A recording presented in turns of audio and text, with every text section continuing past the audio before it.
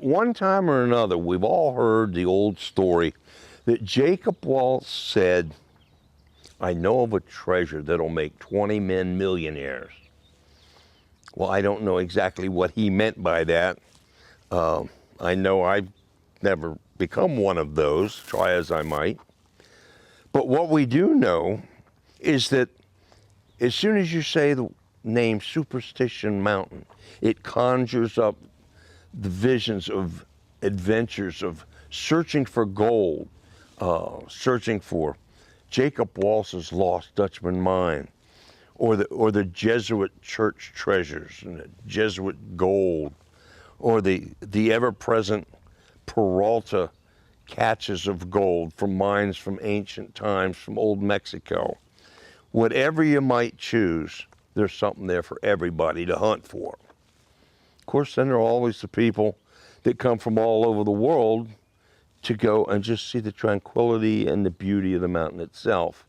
All of the hiking trails and whatnot that will allow anybody to go back in there and see remnants that were left over by the pioneers, and you can pretty much see what the pioneers saw even way back then.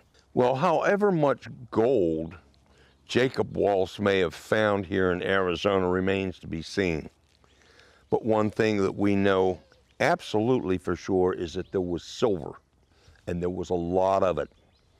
And this silver, discovered in 74, 75 at what has become, I should say, the Silver King mine, opened up the ball for people coming from all over the world to get a piece of that action.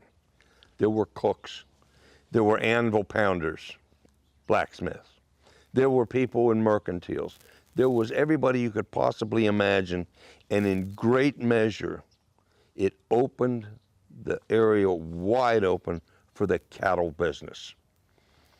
Now, the fellow that we're going to talk about is J.J. Frasier, or Jack Frasier, and he was one of the best-known cattlemen that came over here.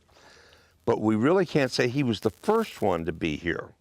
That distinction goes to a fellow by the name of Matt Cavanis, and he and his wife Alice got here sometime before Frasier did, and they established what was known as the Board House Ranch.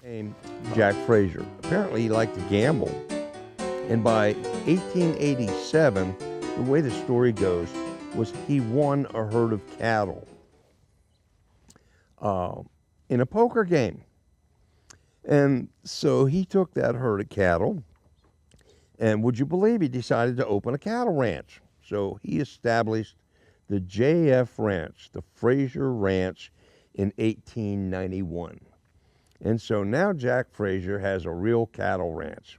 They built up the buildings, they built a barn, they built the main house, or a windmill for the water. So what we know is that while Jack may not have been the first, he was really what we like to refer to as the bell cow. He was the first. He had the big ranch that has come down into what ranches are left out there now. And unfortunately, with the Woodbury fires and whatnot that came through, a lot of the desert was burned up. But from what I understand, all of the JF buildings are still there as they were. That Jack Frasier was the guy that got this all started. Why he decided to come into the Superstition Mountains, we know he came for the silver,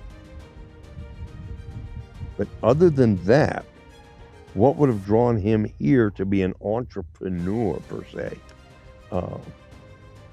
I don't think we're ever really going to know what the underlying reasons were for that. It's just going to have to stay one of those mysteries.